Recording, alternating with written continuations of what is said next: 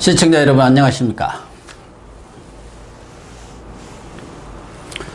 시청자 여러분, 조국 전 청와대 민정수석이 지난 16일 그리고 18일 검찰 조사에서 유재수 부산경제부시장 전 부시장이죠.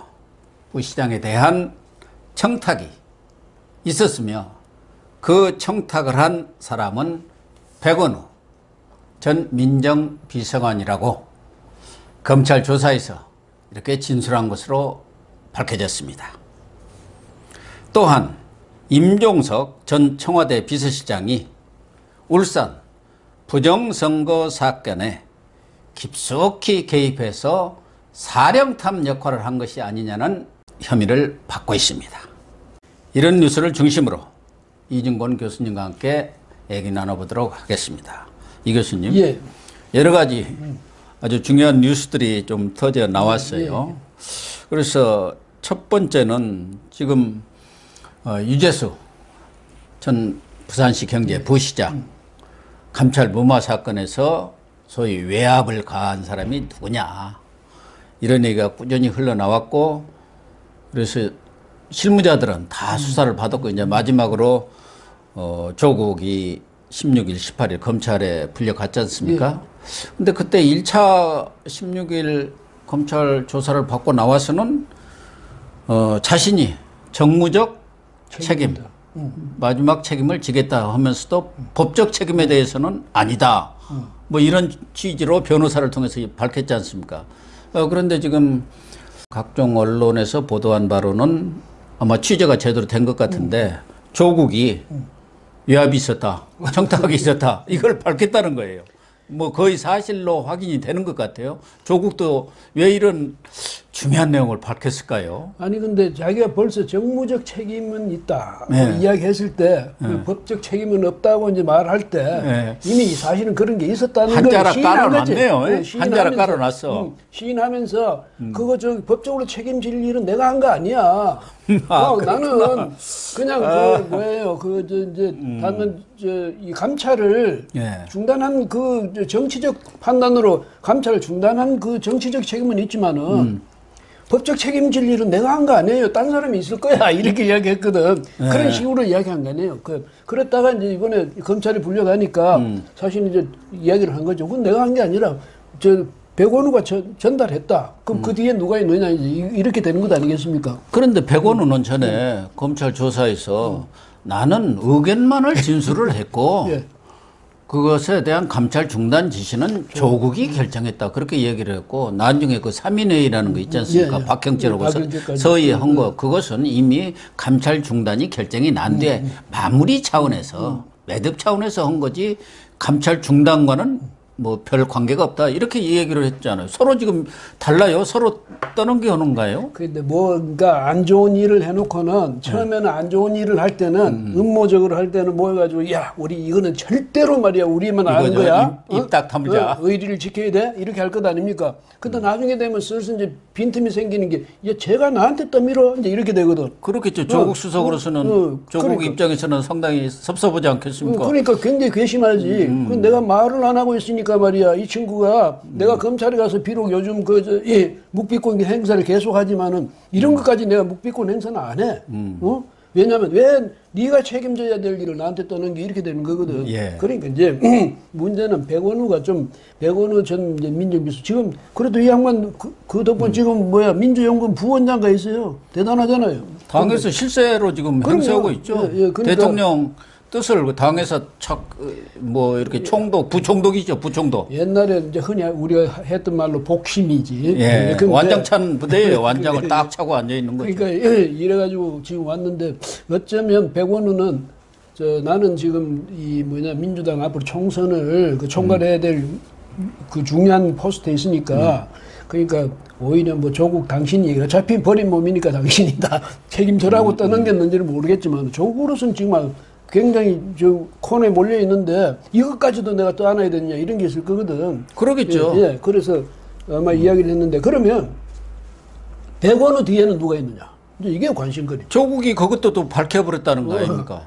김경수, 윤건영 등의 청탁을 받고 백원우가 자기한테 이렇게 사정이 이렇게 돌아갑니다. 이렇게 건의를 해서 자기가 그것을 정무적으로 판단해서 안 들어주면 나까지 위험하겠구나 뭐 이렇게 판단했는지 모르지만 유재수 감찰 무마크 중단에 그렇게 했다는 거 아닙니까? 그 유재수가 막 아무나 보고 형님 이런다면서요. 그 맨날 같이 노무현 청와대에 같이 있었다고 해서 뭐 문재인 대통령 보고도 뭐 형님 그러고 뭐 재인이 형님, 그리고 호철이 형님, 다 그랬다는 삼철에 하나 거예요. 이호철 있잖아요. 김경수 경남지사가 만약에 이제 그 애초에 그 유재수를 봐주기 위한 그 정점이 있었다면 그러면 이제 김경수 지사는 윤건영 이제 그 뭐 국정기획 상황실장 이 사람들하고 그랬다면 자, 이 사람들은 그러니까 뭐냐면 이 유재수를 그냥 나하고 친분이 있어서 봐주기 위해서 그랬을 거 아니면 이게 정권적 차원에서 이게 문제가 된다고 생각했을까요?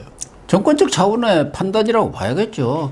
그런 게 중요한 사안이고 그게 나중에 혹시 드러날 가능성이 높은데 누가 개인적으로 좀 친하다 같이 청와대에 근무했다고 해가지고 그런 거 청탁합니까? 그 사람들은 그냥 거기서 이따 나올 사람들이 아니고 나름대로 정치적 꿈이 있고 야망이 있는 사람들인데 그런 거 해줍니까? 돈에 얽혔던가 아니면 어디서 본인으로서도 불가피한 윗분의 오더를 받았던가 뭐 그렇다고 봐야죠. 그러니까 이렇게 얽히고 설켜가지고 정권 안에서 말이죠. 이렇게까지 감찰 청와대에서 시작한 감찰을 중단시켜야 될 정도로 유재수가 뭐 그 정도로 굉장한 인물이었냐? 겉으로 드러나는 거는 그 정도가 아닌데 속으로는 그 정도일 수 있어요. 정권하고 이 커넥션 관계가 특히 금융을 쥐고 있었기 때문에 네. 금융권의 자리뿐만 아니라 또 이렇게 정치자금 마련하고 이런데 또 영향력을 행사해서 야 얼마 이렇게 알았지? 그게 대출해주고 거기서 10% 떼어서 정치자금 뭐 이런 것도 할 수 있는 자리에 있는 거예요. 그 정권적인 어떤 미션까지도 받았느냐? 그 받았는데 이제 지는 보니까 지 것만 챙겼느냐? 아니면 정말 그 안에서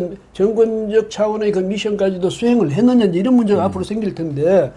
여하튼 이런 걸 가지고 하면 이 현 정권이요 무슨 뭐 적폐청산하고 말이지 세상의 정의는 자기들이 다 독점한 것 같이 해놓고 뒤로 이런 따위 짓을 했다면 이거는 용납할 수 없는 거죠. 정권 말기에도 이런 짓은 없지 않습니까? 요새 완전 정권 말기 현상이 나타나고 있어요. 이게 정권 말기 현상이야. 다른 게 아니라. 이런 식으로 뭐냐면 권력 내부 핵심에서 지금 썩고 있는 거 아닙니까? 예, 썩고 있고 그걸 서로 또 슬슬 책임 미루고 하는 요게 이제 바로 정권 말기가 되면 이런 현상이 나타나거든요. 각자 도생이죠. 내가 왜 혼자 다 뒤집어 쓰느냐. 예. 그거 아니겠습니까? 뭐 제수 딜레마랄까? 뭐 그런 상황인데 이 조국이는 자기 가족이라든가 개인 비리 때는 조국 전 법무장관이고 지금은 이 민정수석 때 했기 때문에 전 수석으로 지금 얘기해요. 아마 시청자분들께서도 헷갈릴 거예요. 수석이야? 장관이야? 뭐 이렇게 하는데 어쨌든 그렇다고 한다면은 일단 백원우하고 박형철이는 서로 완전히 의견이 달랐다는 거거든요. 백원우는 말하자면 감찰 중단합시다. 이런저런 데서 압력이 오고 뭐 센 데서 얘기가 되고 있으니까 이렇게 한 거고 박형철 같은 경우는 그 수사 의뢰해야 한다. 금융위원회에 대한 감사원 감사가 이루어져야 한다. 또 특감반 감찰은 계속해야 한다. 그러니까 이번에 가서 이 유재수 사건의 진실을 얘기한 사람이 박형철 아닙니까? 네. 그러니까 이 박형철 반부패 비서관이잖아요. 네. 뭐 직책으로서도 그렇지만은 본인은 직책이죠. 일이죠. 직책으로서도 그렇지만 이 법이 얼마나 무서운지 이것이 후에 어떤 식으로 나타날 건지 알거든. 요 두 분들 말하자면 조국이나 백원우 이 사람들은 어공이에요. 어쩌다 공무원 된 사람들이고 이 사람들은 검찰에서부터 잔뼈가 굵은 늘공들이라고 늘 공무원을 해야 했던 사람들이기 때문에 이 문제가 안고 있는 그 폭발성이라든가 이걸 충분히 인식한 거죠. 그러니까 오랜 경험도 있지만은 또 이 사람이 이제 바로 자기가 스스로 법 전문가니까 이런 거는 지금은 감춰질 수 있을지 모르지만은 언젠가는 이게 책임을 다 지지 않을 수 없는 상황이다. 그러니까 괜히 처음에 이것을 잘못 건드려가지고 뭐 조국 그 당시 민정수석 말마다는 무슨 뭐 정무적 책임을 정무적 책임을 진다. 정무적 책임 정도가 아니라 이거 앞으로 하면 당신들 법률적 책임을 져야 돼. 그러니까 이거 미리 이렇게 해가지고 법적으로 처리하는 게 옳다고 이야기를 했겠죠. 근데 지금 말씀하신 대로 이 어공들이 뭘 아나? 네? 앞으로 자기들 권력이 언제까지나 영원히 갈 줄로 지금 착각하고 있거든. 그래서 야 우리가 안 하면 안 하는 거지 무슨 소리야. 아마 이런 식으로 해서 중단시킨 것 같은데 반드시 정권은 그 말기가 되면요 이 책임을 질 일이 생긴다고. 그런데 지금 조국의 진술로 인해서 어떻게 보면 물귀신 작전이 된 건데 결과적으로 보면은 백원우라든가 이런 사람들을 처벌도 불가피하지만 자기가 아니 밑에 사람 얘기 듣고 그렇게 결정했다고 해서 그게 나는 정부적 책임만 있다 하고 빠져나갈 수 있나요? 조국 인전 직무유기 최소한도 그러면 직권남용으로 이 사법 처리가 불가피한 거 아니에요? 그러니까 자기가 법적 책임을 감추려고 정무적 책임을 자기가 자인했는데 예. 그렇지만 뒤에 있는 법적 책임을 자기가 이미 인지하고 있는 거지. 뭐냐, 나 이것도 가만 보니까 법적 책임을 져야 될 문제다. 왜냐하면 아니 감찰에서 안 되면 저 검찰에 수사 의뢰를 하든지 고발을 하든지 해야 될 거 아니에요. 예. 그거 왜 안 하고 그냥 덮었어요? 그러니까요. 덮었다는 자체가 문제죠. 그게 직무유기고 권한남용이죠. 그래가지고 그런 그 제목으로 전부 지금 적폐청산이라 해갖고 수십 명, 수백 명을 지금 잡아놓고 재판에 회부했지 않습니까? 얼마나 줄줄이 저기 법정으로 끌고 갔잖아요. 전부 무슨 두릅 엮듯이 해가지고 예? 그래 끌고 가놓고 자기들은 무슨 짓을 해도 괜찮으라고 생각했다면 야 그 무신경인지 그 무지인지 정말 놀라운 일 아닙니까? 그러니까 조국이 자신과 그 가족들의 비리 혐의에 대해서는 지금 정경식 부인과 뭐 애들, 자식들까지도 다 아버지하고는 관계없다. 남편하고 관계없다 하면서 또 본인은 묵비권을 행사해갖고 재판에 가서 다투겠다 해서 지금 요거는 어떻게 빠져갈 수가 구멍이 좀 있는데 이번 사건으로 봐서는 자기하고 같이 일했던 사람들이 다 진술을 했기 때문에 조국이 빠져나갈 구멍이 없는 것 같네요. 왜냐하면 자기가 이미 인정을 했으니까 그런 사실이 있었다는 자체를 인정을 해버렸거든. 그다음 이제 그것을 법적으로 어떻게 판단하느냐 이거는 이제 앞으로 이제 재판에 들어가서 판단하겠지만은 아니 그거는 상식이죠. 누가 보든지 그 당시에 민정수석이 이 감찰을 중단시킨 최고 책임자 아니었습니까? 그럼 그 사실 자체는 명백히 있었거든. 그럼 이 감찰을 중단시킨 것이 과연 정무적 책임뿐이냐, 법적인 책임을 져야 될 일이냐, 이건 이제 앞으로 판단해야 될 건데 뻔하죠. 그게 어떻게 정무적 책임만으로 끝날 일입니까? 그럼 결국은 조국은 서울중앙지검보다는 동부지검에서 먼저 구속영장이 청구가 되겠네요. 조국의 종말은 다가왔네요, 이제는. 그러니까 너무 어느 시대나 어느 정권 하에서는 너무 권세 자랑하고 이러면 반드시 무리가 생기거든요. 무리가 생기면 그 결과는 자신에게 엄청스러운 그런 타격으로 오는 거죠. 예. 또 하나는 지금 그동안 울산 이 선거 부정 사건. 이 부분에서는 여러 가지로 지금 다뤄져 왔는데 최근에 이제 불거지고 있는 것에 가장 핵심적인 사안이 드러나고 있어요. 누가 그 사령탑이 돼가지고 당정청을 일관되게 지휘를 했느냐. 표적 수사도 하고 또 공약도 다 이렇게 정부하고 청와대하고 협의를 하고 당에서는 또 후보 단일화를 만들고 이런 것에 하나의 큰 단초가 지금 나온 것 같아요. 임동호 전 민주당 최고위원 아닙니까? 지금 그렇죠. 그 당시 송철호 오고 경쟁 후보였죠. 이 임동호를 주저앉히기 위해서 말하자면 VIP 문재인 대통령까지 나섰다고 지금 이미 보도가 됐는데 지금 어제 임동호 전 최고위원이 검찰에 참고인 출석을 하면서 이렇게 밝힌 내용을 보면은 그동안은 이렇게 구체적으로 언제 어떻게 만났다는 얘기가 없는데 2017년 10월 11일 청와대에서 임종석 비서실장하고 만났고 그 자리에는 지금 송병기 부시장 그 당시는 이제 민간인이었죠. 국장 그만두고는 그리고 또 무슨 장모인가 누구 다른 사람 이렇게 세 사람이 가서 직접 만났다 이렇게 나온 거 보면은 그때 바로 임종석 실장이 송철호한테 출마를 권유한 것 아니냐 이렇게 봐야겠죠. 임동호가 그렇게 밝혔으니까요. 예, 뭐 그랬을 수도 있고 또 그때가 이제 10월 그때가 송병기가 네. 이제 이른바 그 김기현 측 비리 의혹 이 뭡니까 그 보고서를 청와대에 올린 그 시점이거든. 예. 그러니까 그런 모든 전략이 이제 작전이 동시에 이루어진 게 아닌가. 뭐 그런 여러 가지 작전을 같이 이제 논의해가지고 그렇다면 그런 문제에 있어서도 이제 이 임종석 그 실장이 살인탐 역할을 했다 이렇게 되는 것 아닙니까? 그렇죠. 예. 김기현은 이렇게 해가지고 죽여. 저 임동원은 이렇게 주장치고 뭐 이렇게 됐겠죠.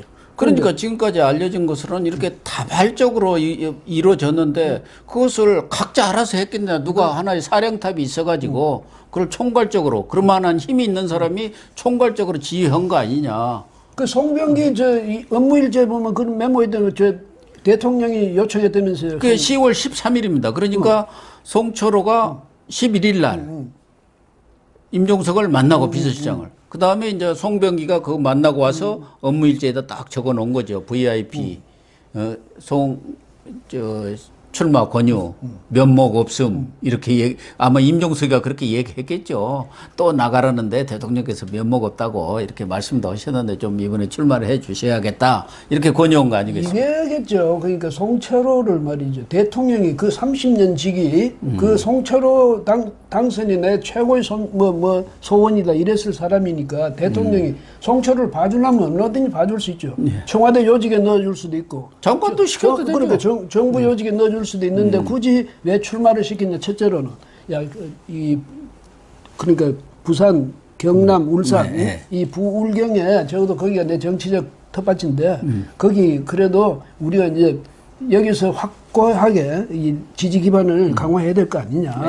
그 당신이 책임을 져주라 이것도 있고 또 하나는 8번이나 떨어졌잖냐. 내가 당신 한이 맺혀 있는. 당신 거기 당선되는 거 정말 내가 보고 싶어. 당신도 그럴 거 아니야. 적어도 한 번 당선은 해야 될 거 아니냐. 예.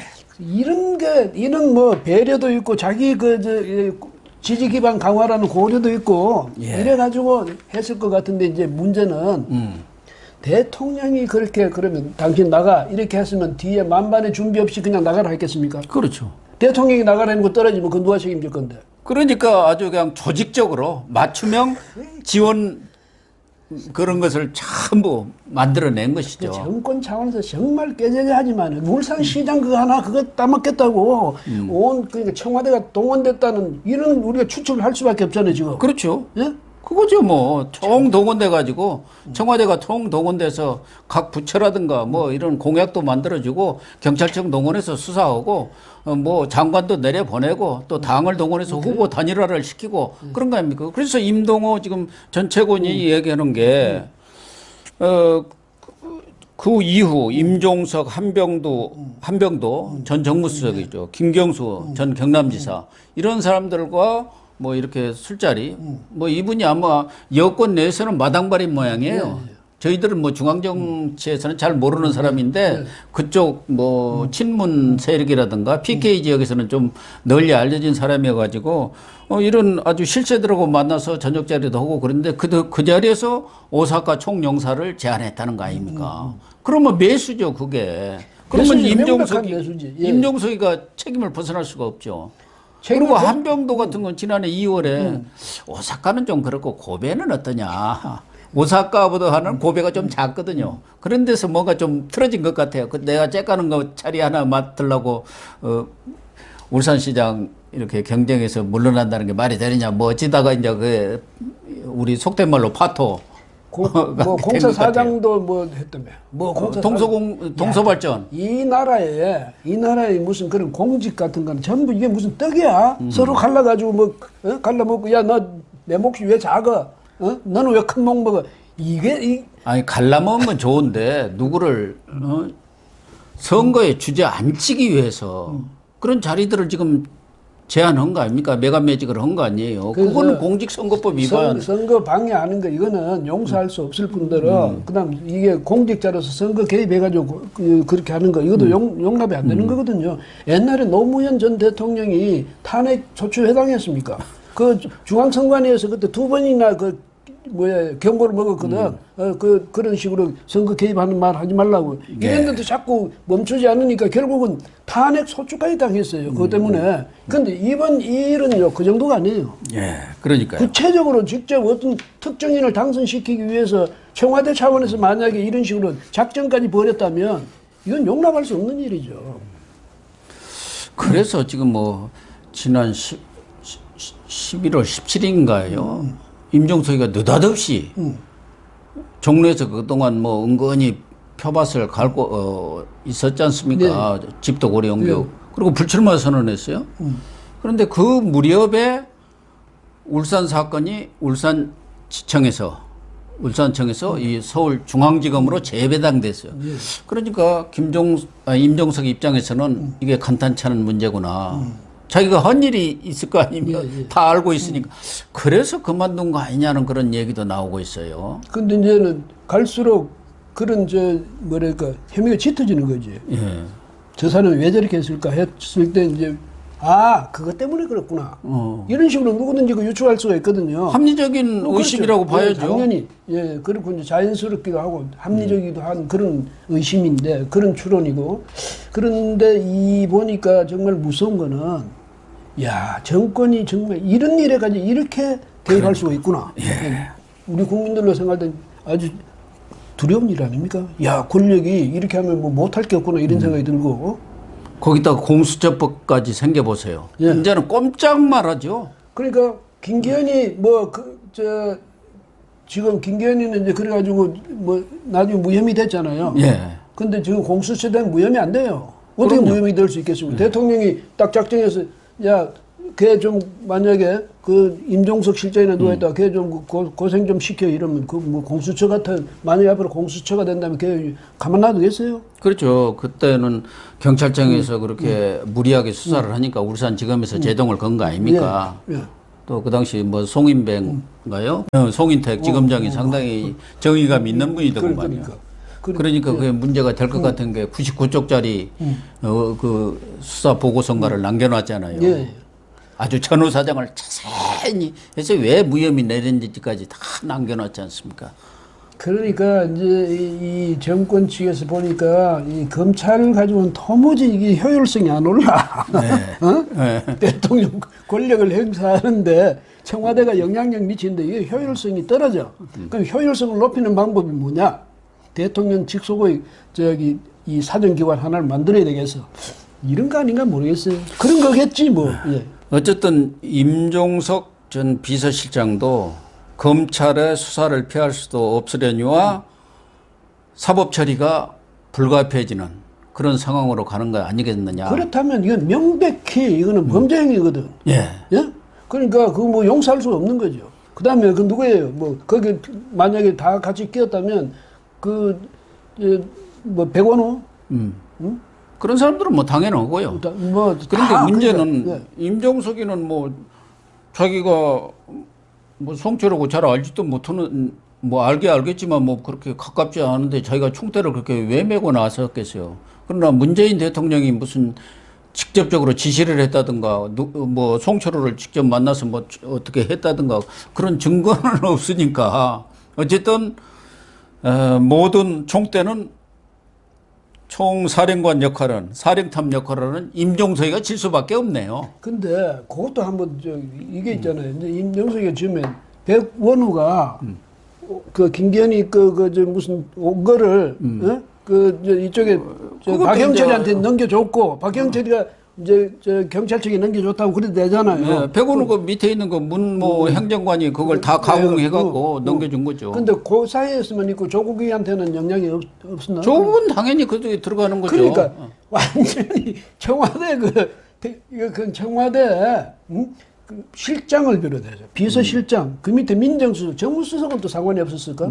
상관이 있었겠죠. 당연히 정무수석이 다 지금 이 김기현 사건에 있어서는 자리 청탁도 하고 이렇게 권유도 하고 한 거 아닙니까? 한병도가 고배청 행사 제안했잖아요. 그러니까 이 위에는 이제 대통령은 지금 명백히 드러나는 게 없다 칩시다. 그러면 그 밑에 비서실장부터 정무수석, 민정수석 이게 도대체 이게 뭐 이게 나라냐 그러는데 이게 청와대 맞아요. 그런데 대통령도요. 지금은 이제 저 권력을 갖고 있으니 그지. 만약에 대통령이 정말 그렇게 한 거라면 이거 나중에 예, 충분히 예? 법적 책임을 져야 될 요건이 되는 거죠. 아니 이것이 사실로 밝혀지면은 당연히 탄핵 얘기가 나올 수밖에 없는 것이죠.